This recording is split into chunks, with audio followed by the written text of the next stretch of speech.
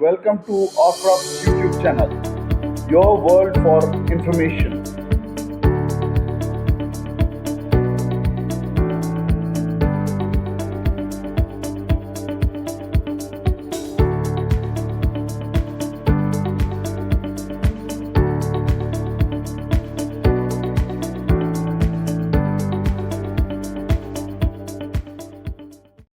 Hey all, how are you? The topic for the day is the secrets of effective auditing. Thanks to all those who have subscribed to my channel, and a request to all those who haven't subscribed to please check out all my videos, and if you like them, subscribe and share. In this video, you will find the ways and means to obtain the audit information, conducting the audit trails, active listening, handling cultural differences, managing behavioral aspects, attitude, thoughts or knowledge, taking notes during the audit, and handling the non-conformities. The information during the audit can be obtained in a number of ways, and it can be easily remembered through the phrase ROI. R is review of documented information, O is observation, and I is interviewing.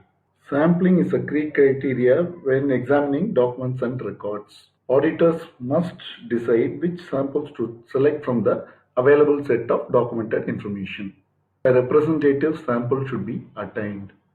Clarity in the thought process of the auditor would help the audit. The auditor should consider the set of documents or the documents pertinent to the effectiveness of the management system in question. Observation is another method of obtaining the audit evidence. While there is an opportunity to observe the actual performance of an activity, the auditors should also be mindful of the fact that the act of observing can sometimes alter the way in which a person performs his activity. Nervousness may come into play, and pressure may deviate the person from behaving normally. Hence, the auditor should be aware of these factors and should be able to make a balanced decision. The next available mode of collecting evidences is to interview people. Constructive questioning should be used to gather information and confirm or clarify the findings. Auditors must ensure that the interviews are conducted with people at the appropriate level of authority or responsibility of the area being audited, and trying to conduct the interview at the normal working place of the individuals rather than a separate meeting room or place. And we should make the auditees at ease. We must break the ice and make them comfortable. It is also recommended if you could nicely explain the reason for the interview and the note making. The auditor shall make it clear to the auditee that auditing is a fact finding exercise, and the note taking is to ensure that all the relevant audit trails are being followed and the evidences collected are for understanding the maturity of the system that has been built by the auditee. Questioning and the approach has to be positive, and it is a good practice to summarize the conclusions of the interview as and when it is completed. And needless to say, to thank the auditee for their participation and cooperation. Another challenge during the audit is to know how much evidence to be collected. How do we plan that? The level of sampling must be balanced against the risk of errors occurring and their level of importance. Where there is a need to confirm compliance with controls in a critical area, where the environmental impact is high or the risk is high, then the sample size should be greater. Otherwise, it could be a nominal sample size. To start with, the auditor can select a representative sample, and based on the progression of the audit and the criticality of the processes in question, this may be reviewed. If the sample indicates there are no concerns, areas of concerns, then it could be restricted. Otherwise, if there are concerns, then the sample size could probably be extended. Adding more samples would be meaningful when the samples taken or to determine whether it is an isolated occurrence of a failure or a systematic failure. Listening is a virtue of an auditor. Active listening indicates that you are showing that you are listening actively to the auditee. Demonstration could be done through positive eye contact. Some cultures this may not be accepted, but still in most of the cultures, a good eye contact means a good listener. And open body language. Only the impact of spoken message is very few. The postures is more uh, concerned, and it is the more verbal, vocal, and facial expressions that are considered more rather than the spoken language and words. But using commenting words may also be helpful. And questions by paraphrasing and sometimes using mirroring techniques of their body language would put them at ease.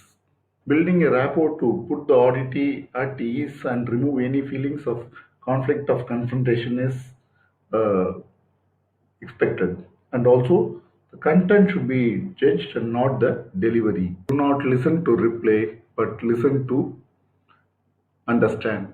Listen for ideas, not only facts. A good listener will try to grasp the ideas and find that a true understanding of the subject will make the facts reveal themselves. It's always good to be flexible and be open minded. But there is always scope for improving your listening skills. Constantly exercise your mind to resist any kind of distractions and being open to listening. Auditor must capitalize on the fact that thought is faster than speech. The challenge during audit is taking the audit notes. One of the difficulties the auditor faces is holding effective interviews while taking the notes simultaneously. Any auditor and you say how important it is to not to disturb the flow of a conversation by repeatedly pausing to take copious notes. Notes are just objective evidence for reporting. Undoubtedly, they should be factual. Some auditors use handwritten notes and some of them use the soft copies. If you are taking in soft copies, then probably you could take a short notes and then expand it yourself with the facts available. If you are taking real-time notes on paper, then it's a non-paper audit. If you are in the shop floor or if you are in a place outside where you cannot access your laptop, then it is always good practice to take key points and remember some of the points and summarize them later when you reach the office. Record the keynotes, but understand that the process of auditing is more important than the note taking process. The challenge auditors face is handling the non-conformities. When the non-conformities are uncovered, auditors must act professionally. Auditors must give the opportunity to the auditee to respond to any of the spotted non-conformities, as it is possible that the auditor may also have made an error. But some auditees are very good at explanation, and the kind of explanation they give should not hinder the auditor from raising a non-conformity if it is not meeting the requirement. To keep away the conflicts, it is a good practice to share the non-conformities with the auditees then and there, and even before the closing meeting, it could be agreed upon with the client. And once the consensus is reached, then the closing meeting can be organized to avoid any kind of conflicts in the closing meeting. Hope you had a good time listening to the secrets of auditing. Hope to see you with some other video in the future. Thank you for listening. Good day. Bye. Ark signing off.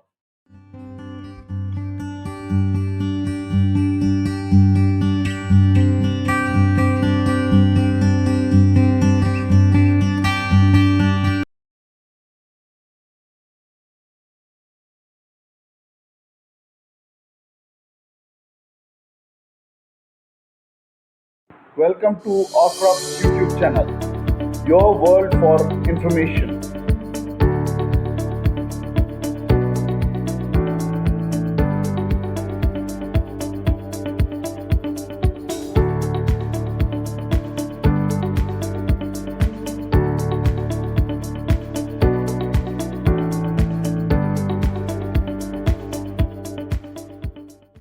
Hi all, how are you? The topic for the day is The role of a lead auditor in the ISO audits.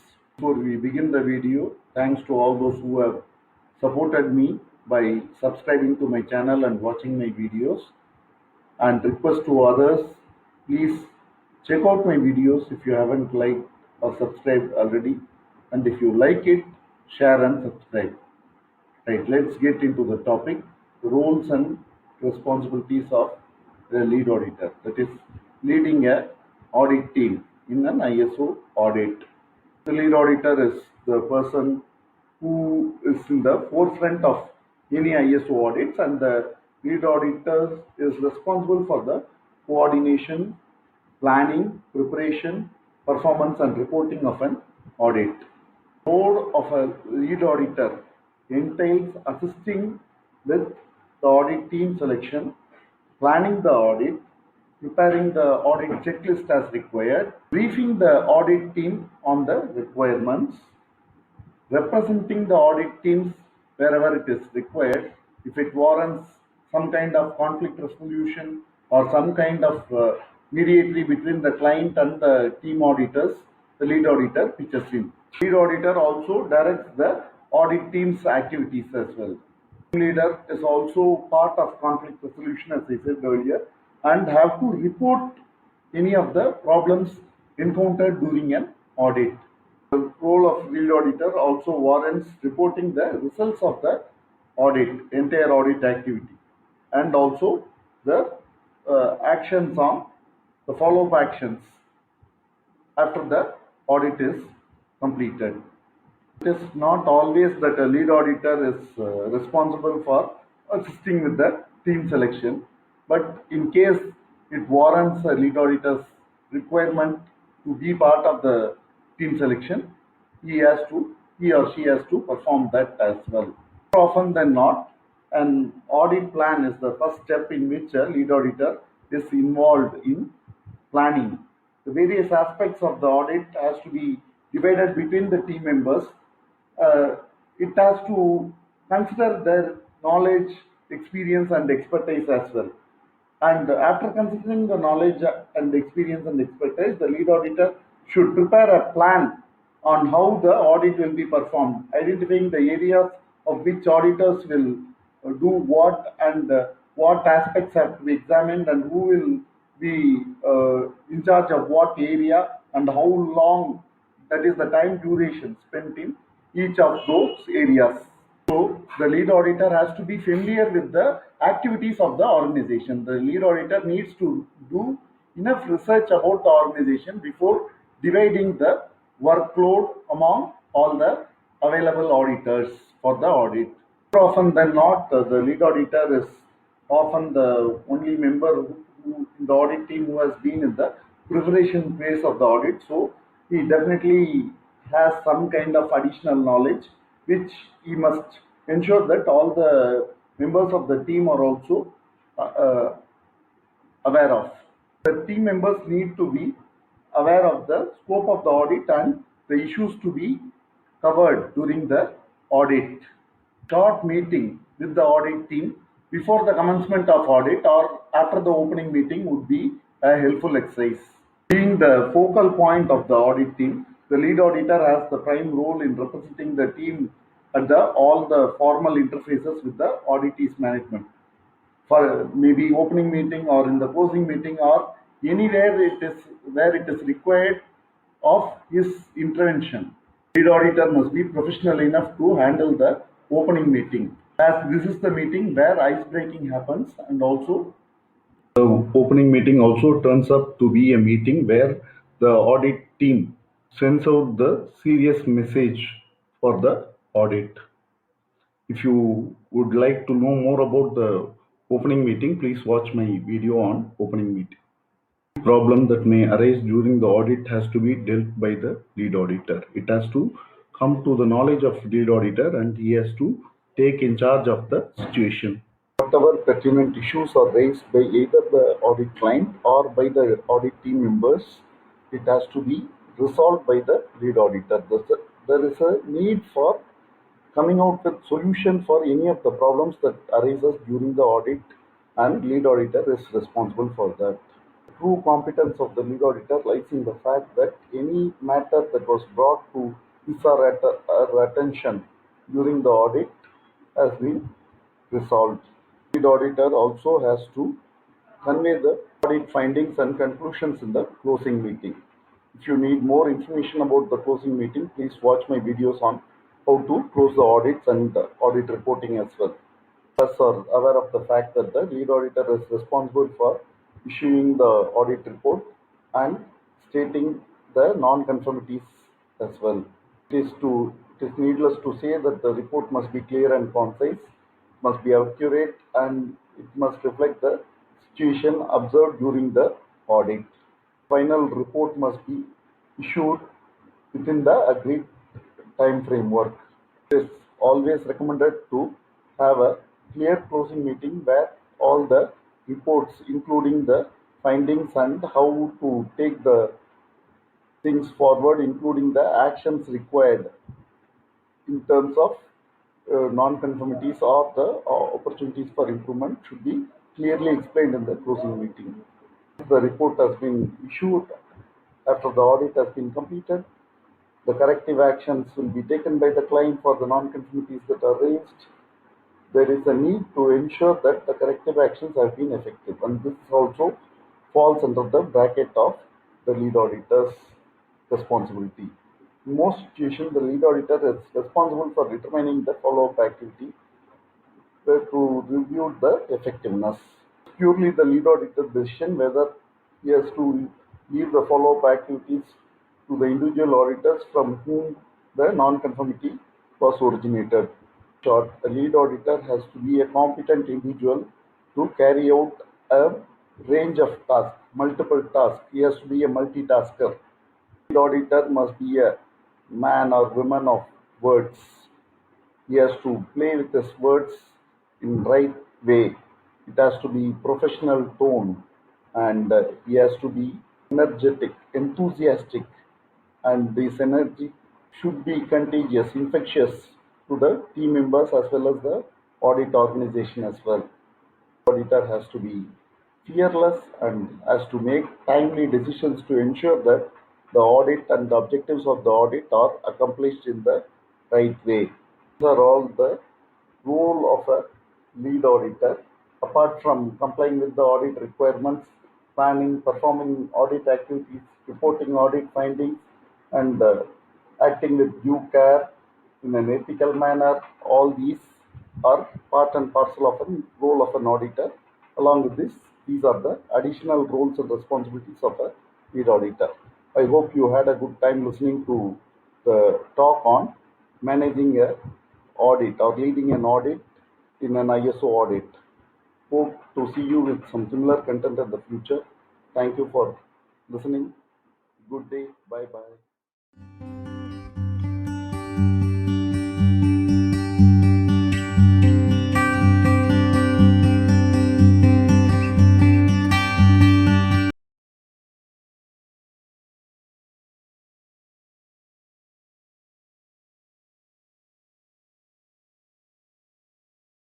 Welcome to Ocrop's YouTube channel, your world for information.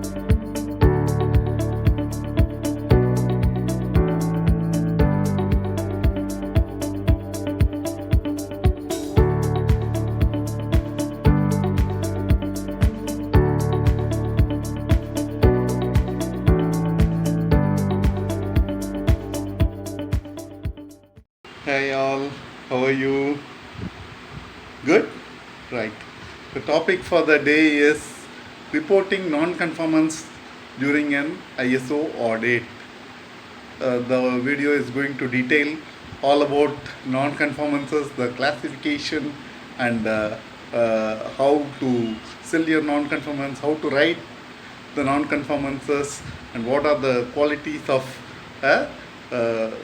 strong evidential non-conformances. So all these will be part of this video, right? Thanks for all those who have subscribed to my channel, and if you haven't already, please do so. It's a request, and also don't forget to hit the bell button so that you receive notifications of all my videos, future videos.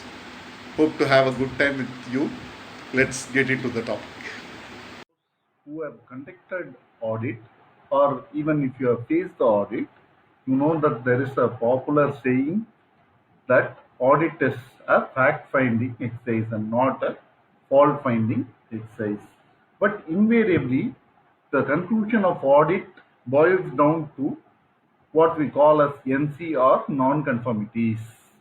So now let's understand what a non-conformity is. A non-conformity is a failure to conform to accepted standards. There is a big difference between the word conformance and compliance. These two words are often interchangeably used, but it is not the same. What does that accepted standard means?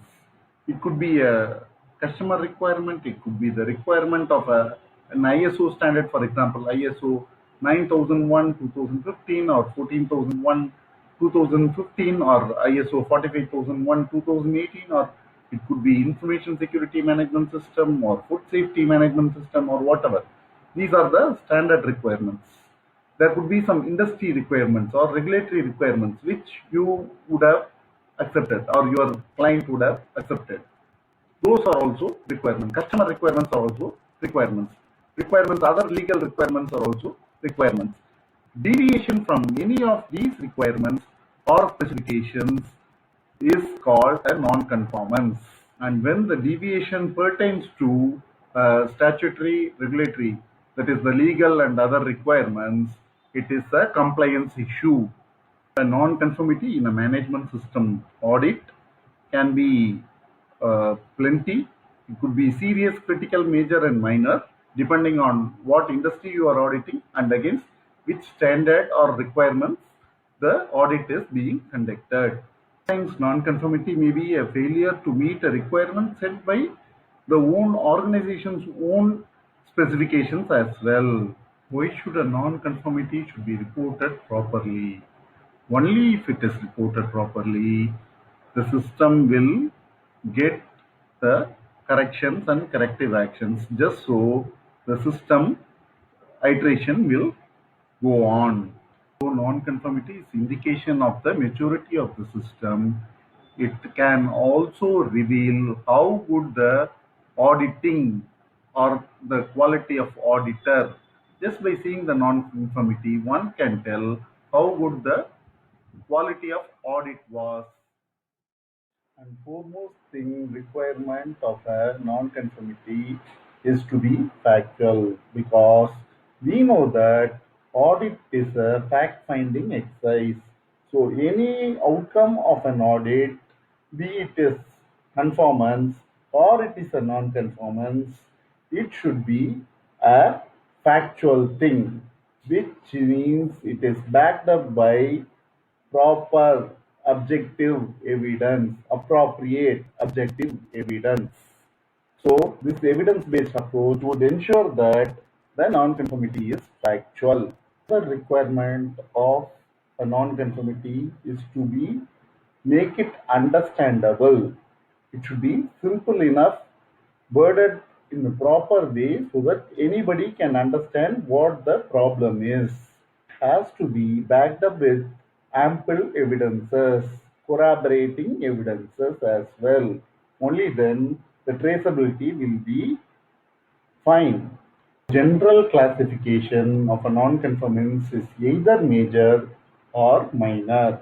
A major non-conformance is where there is absence or a complete breakdown in the system, whereas a minor non-conformance is a one-off incident or one-off evidence that does not meet the set requirements. So where there are many small breakdowns in one particular area or process, it is called a major non-conformance. A minor non-conformance, multiple minor non-conformances in a process, 3 or 4, say, depending on what process it is. If it happens in the same process, it could lead to a major non-conformance in the process. Now let's look at the examples for a minor non-conformance and a major non-conformance.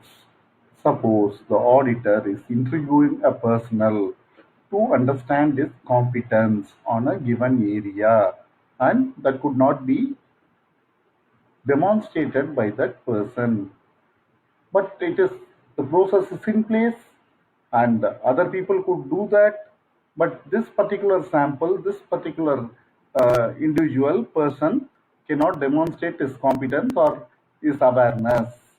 This could be one of the minor non-conformities for the process. So I have given this example because it is going to be a generic example for all the management system standards. So this is one area, competence or awareness is one area which is common for all. So everybody will understand what it means. Any minor nonconformity is not deemed to be detrimental to the operation of the process or the business.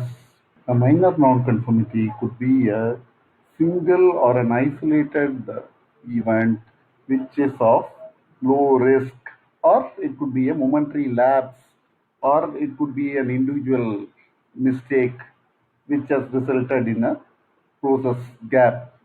Let's just say a minor lapse in the following of said processes. Non-conformity could range from any document that has not been approved by proper authority. It could be a missing calibration of a key instrument. A few readings mandated by the process are not noted. Maybe backup is not taken for a particular date. There could be many cases of minor non-conformities. Let's move on to the major non-conformities. The major non-conformity is one where there is a failure or a substantial failure to meet the requirements or the statement of intent of a clause by a process or processes, and multiple failure within a process may also constitute a major non-conformity, as I said earlier. For example, you have not conducted or evidenced management review or internal audit, the whole PDCA is shattered.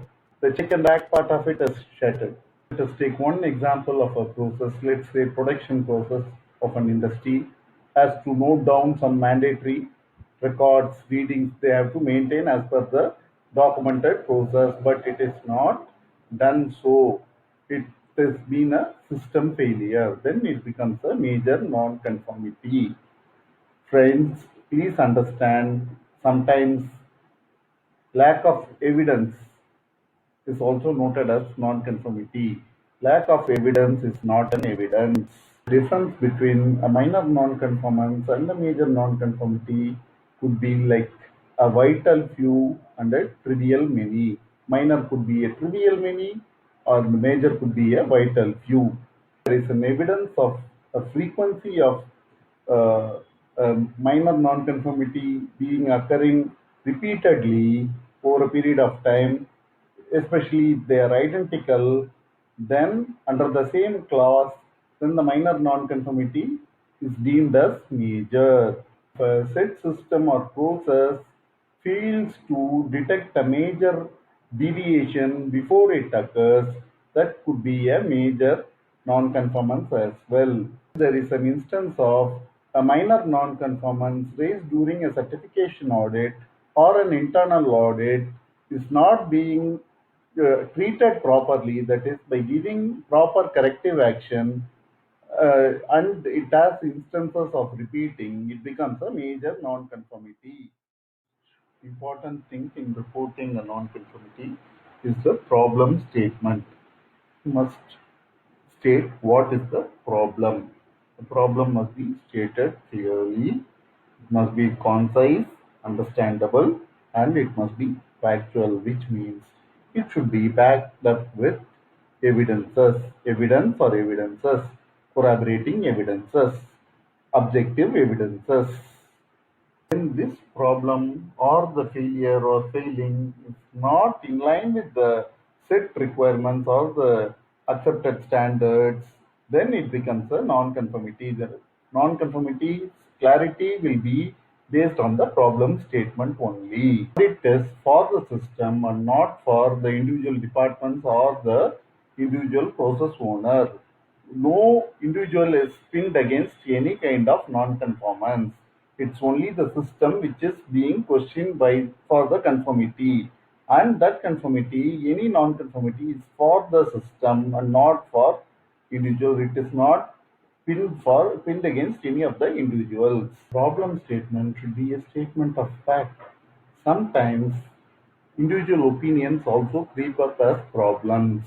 The ability of an auditor lies in reporting the problem statement and matching it with the requirement with the concise evidence and writing in complete sentences. These are the qualities of a good auditor writing a correct non-conformity report. Take an example. uh, let's say company X has committed itself to perform 8 hours mandatory training for all the employees in a particular process, and if they haven't done that, you have a procedure which states that the organization is planning for 8 hours of mandatory training, and there are no records that state that the training has been carried on, and there has been no evidence of the training being conducted, and it is agreed by the people in charge of the human resource department. This becomes the evidence here. The evidence is the procedure which states that the 8 hours mandatory training would be conducted, and the failure is a statement of fact by the HR manager or one of the auditees from the HR department that the training has not been conducted, and there has been no such records or evidences or observations or documents uh, that demonstrates the conduct of 8 hours mandatory training as planned by the organization. The documented nonconformity, which becomes an objective evidence for the accreditation body or any of the regulatory bodies to audit the effectiveness of audit, becomes a evidence for the skill or competence of the auditor. So it is a auditing skills required writing effective non-conformities.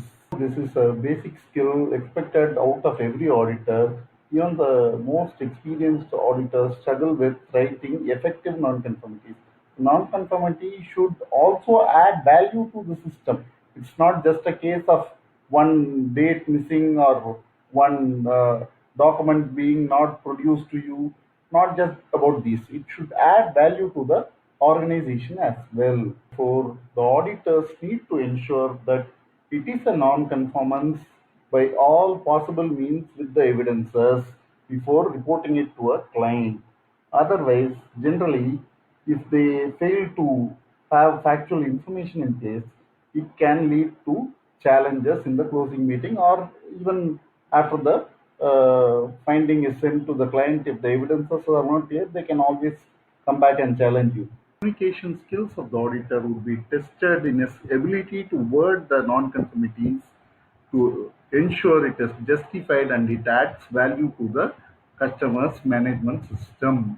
From the major and minor non-conformities, sometimes some certification bodies include something called opportunities for improvement or observations, or however it is worded. There could be different parlances. It also has to be noticed by the auditee or the audit client. They need to ensure that those gaps are also fulfilled. Sometimes, for the lack of evidence, what could have been a potential non-conformity could have been figuring in that list as well.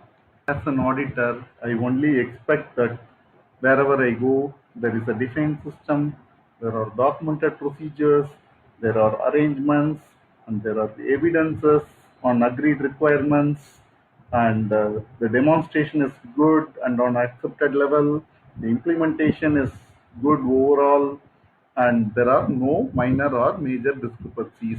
However, at the time of closing meeting or during the audit, when the conformance requirements are not matched, you will have to end up serving non-conformities.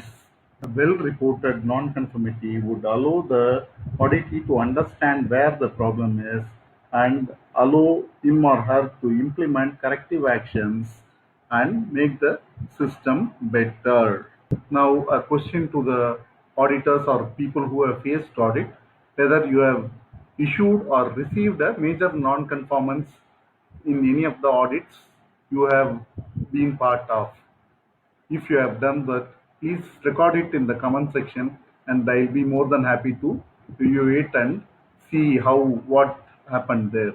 Is there a case of any auditee when you request to sign satisfying the understanding that symptoms of non-conformity has rejected it by showing some evidences?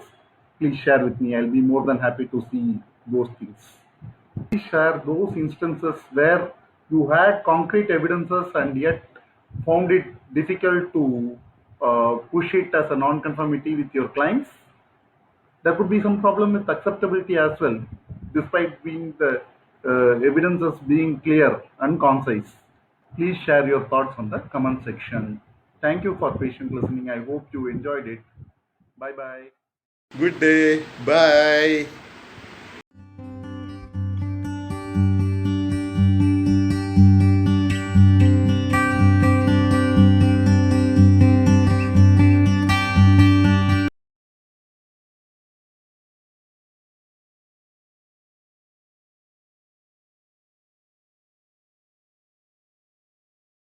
Welcome to Ocrop's YouTube channel, your world for information.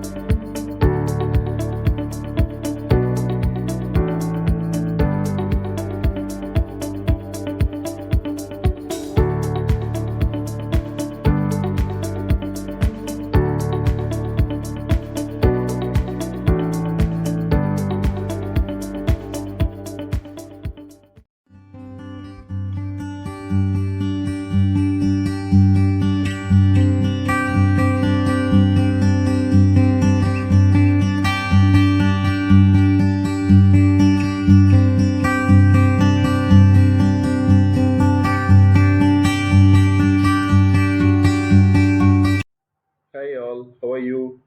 The topic for the day is Information Security Management System in a nutshell. That is based on ISO 27001 2013 International Standard for Information Security Management System.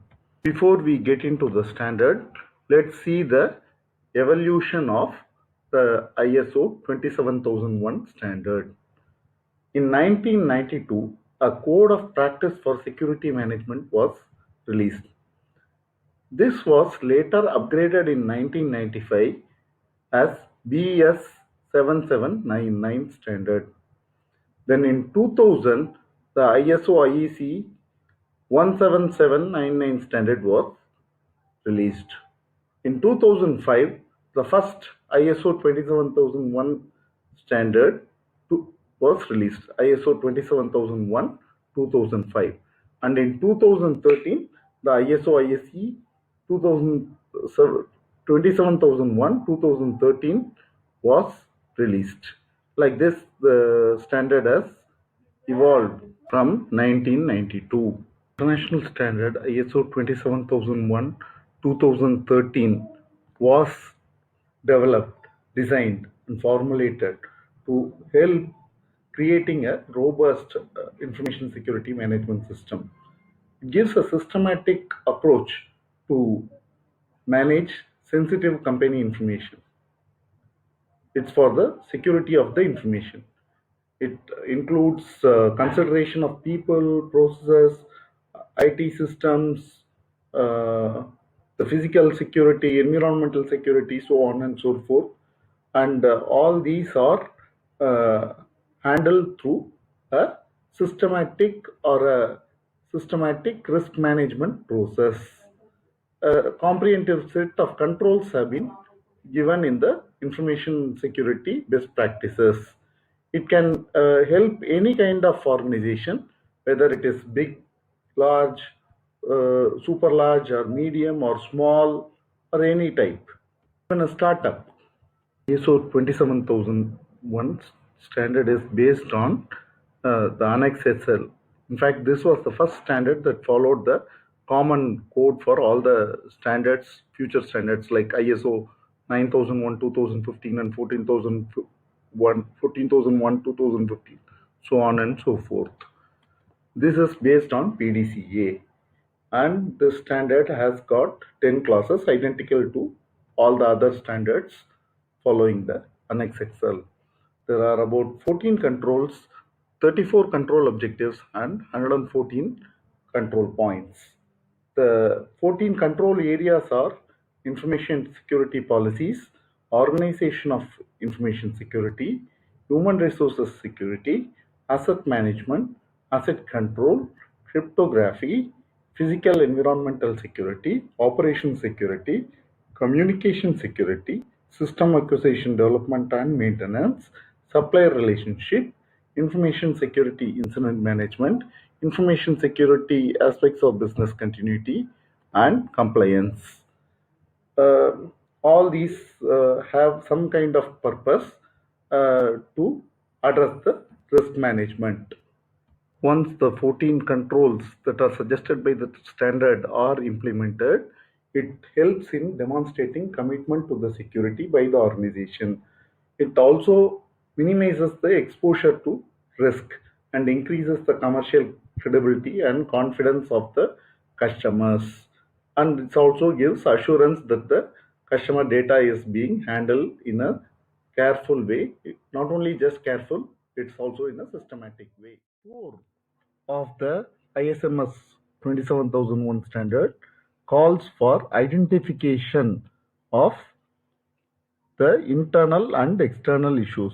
In fact, it's not identification, it's determination, which means you'll have to understand and analyze the internal and external issues relevant to the factors that can affect the information security management system. Also, the needs interested parties, both the internal and external interested parties, of whose needs and expectations are to be identified, and how these needs and expectations will be catered to has to be captured. There is no documentation requirement for this. However, this would constitute the risk management process of the information security management system. Determination of internal and external issues are reference to the clause 5.3 of the risk management standard ISO 31000 2009 has to be documented, and the scope has to consider the interested parties in 4.2 and the internal and external issues in 4.1.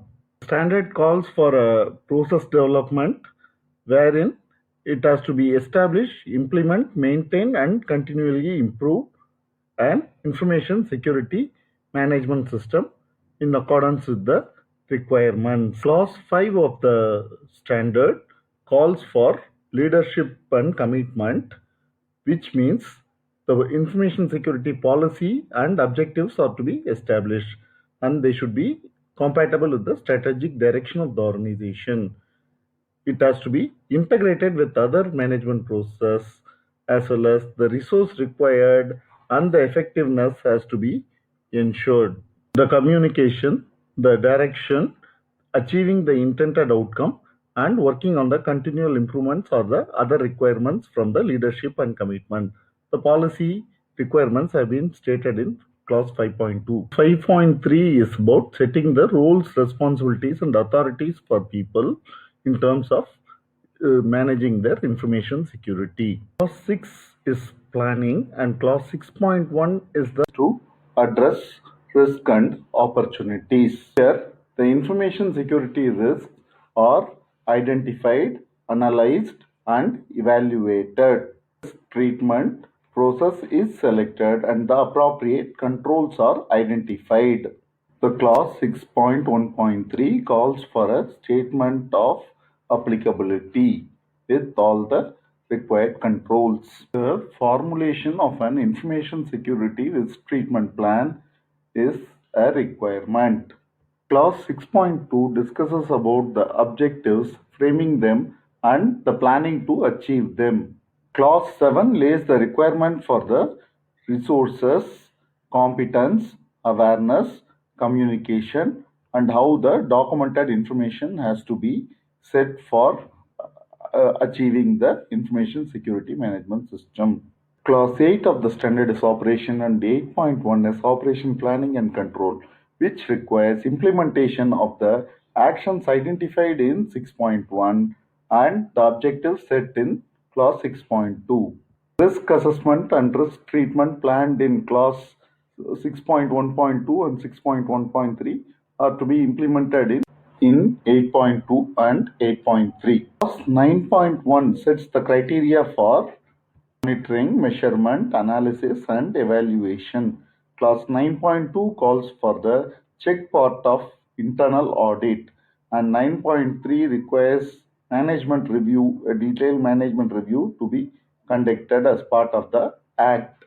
Clause 10.1 details the treatment of non-conformity and evaluation of corrective action, and Clause 10.2 wants identification of continual improvement in the system.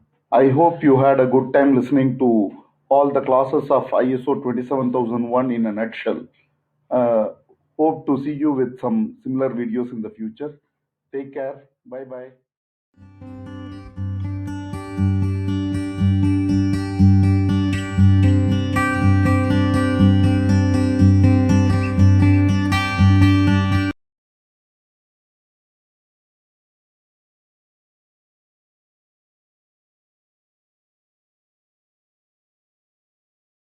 Welcome to Ocraft YouTube channel, your world for information.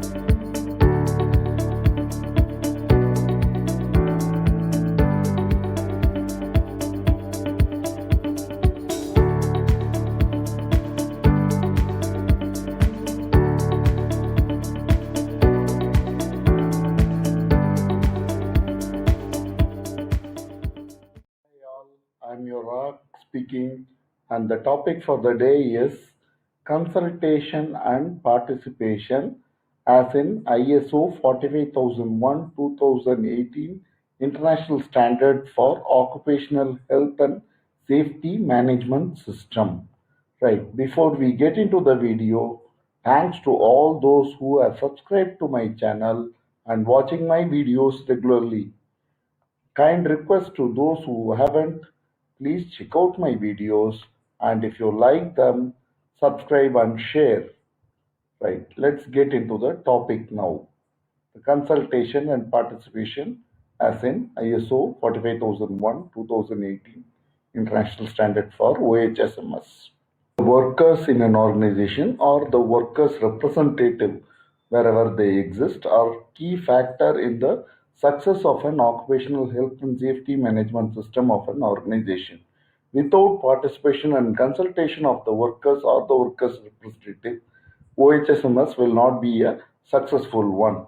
And the clause 5.4 calls for encouragement by the management for the process of consultation and participation. The participation refers to the employees interacting with the management and recording their concerns and issues related to occupational health and safety management system. This may include the reporting of workplace hazards, incident reporting, near miss reporting, or any issues that may help them to have a safe and hygienic workplace. Whereas consultation is the involvement of the top management and interacting with the operation level staff to ensure that the occupational health and safety management system is taken care in the workplace.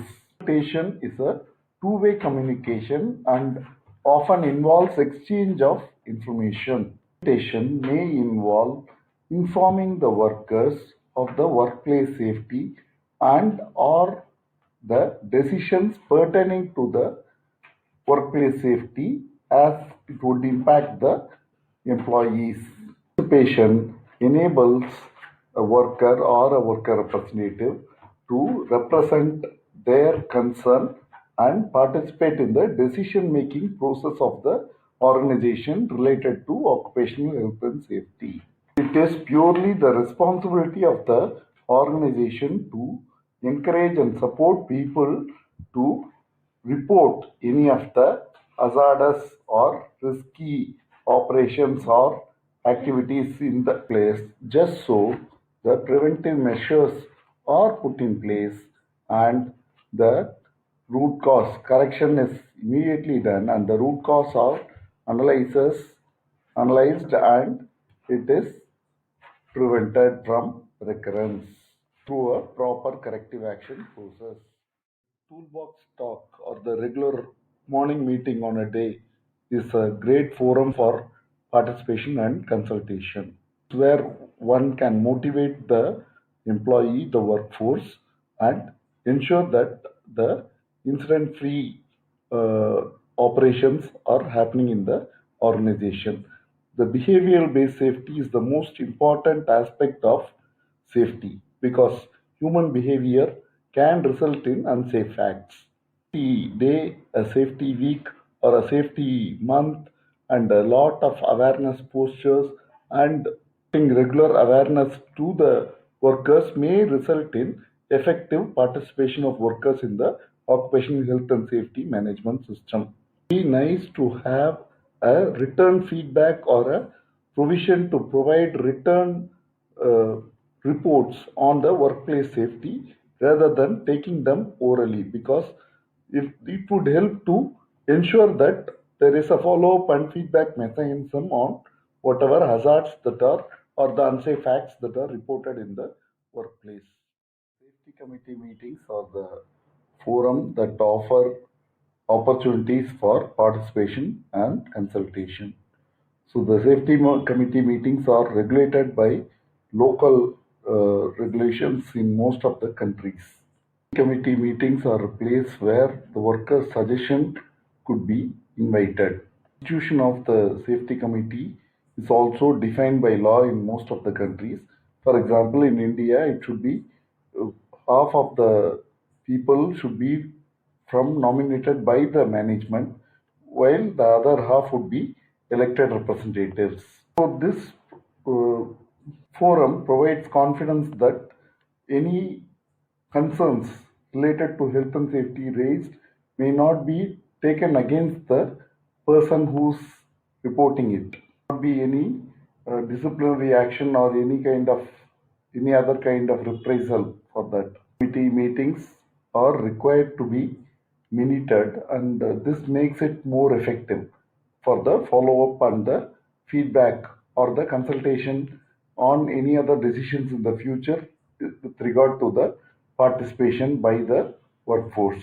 Effectiveness of the safety committee meetings may largely depend on the interest of the workers' participation and also the initiatives by the management to bring out any such concerns related to health and safety. To an extent, it also depends on the kind of actions that were initiated for the earlier reported hazards or unsafe situations in the organization.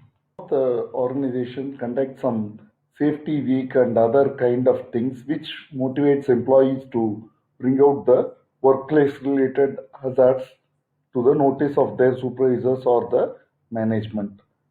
There are also hazard hunts that are carried out where people go around and study the hazardous conditions in the workplace and report them in the form of incident. The incident reporting can be of many types. One is the near misses or the near hits, as they call, and the other is the injuries or illnesses related to the workplace, which is referred to as accidents or incidents. Content of the clause 5.4 is not merely an accident or incident-free workplace, but also a increased level of morale among the employees. If this would have to be accomplished, then the clause has to be followed in spirit rather than having some documentary evidences on paper. So the safety committee has to provide a effective forum for sharing the participation and consultation activities related to workplace occupational health and safety. I hope you had a good time listening to the class 5.4 consultation and participation as envisaged by the International Standard for Occupational Health and Safety, ISO 45001 2018 standard. Hope to see you with some similar videos in the future. Thank you for your patient listening. Mark signing off. Bye.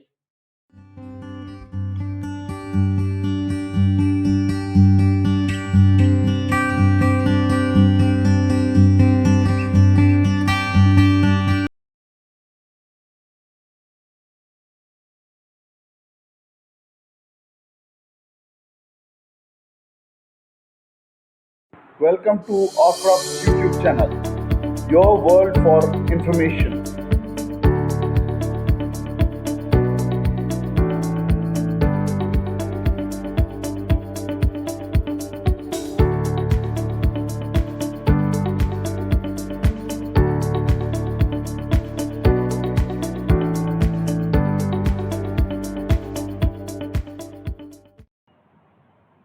Hi friends, welcome to today's topic, Catch 22 in closing meeting.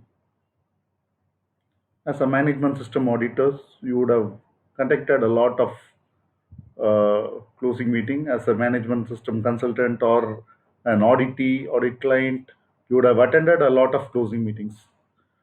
Not all the time the closing meetings are uh, ideal. There may be occasions when you might have confronted with problems at the closing meetings. What are the problems in the closing meetings? Let's see one by one. The first issue is the timings of the closing meeting itself. Sometimes client wants it early, sometimes they want it late. They want to provide some evidence before the closing meeting so that you don't include that in your report. Uh, all these happens. They say, can you advance it a little bit because we have something to go. Our last vehicle or our last metro is at this timing, so all our staff would want to leave. All these stories will creep up because they know closing meeting is a very important decision making meeting. Have you ever encountered the refusal by the audit client about the audit findings? No, it is required that the client has to acknowledge the findings as a statement of fact. Any disagreement should be recorded in the audit summary report. But sometimes there are some sort of conflicts or potential conflicts. So it is always advisable to have the audit findings acknowledged before the closing meeting. That would be a better option.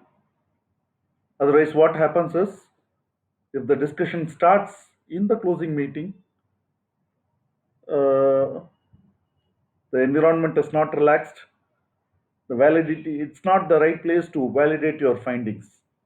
It's embarrassment for the auditor also, audit team also, and the audit client also. So you just have to let the client know in advance that this should be the finding. If you are not doing that before the closing meeting, please do it henceforth moving forward. How many times have you encountered an organization? When I mean organization, one or two people from the organization presenting you with some new evidence during the closing meeting. As you say, these are my non-conformities, these are my observations. No, no, no, no, it's not like that. We have an evidence. See, actually, we do this.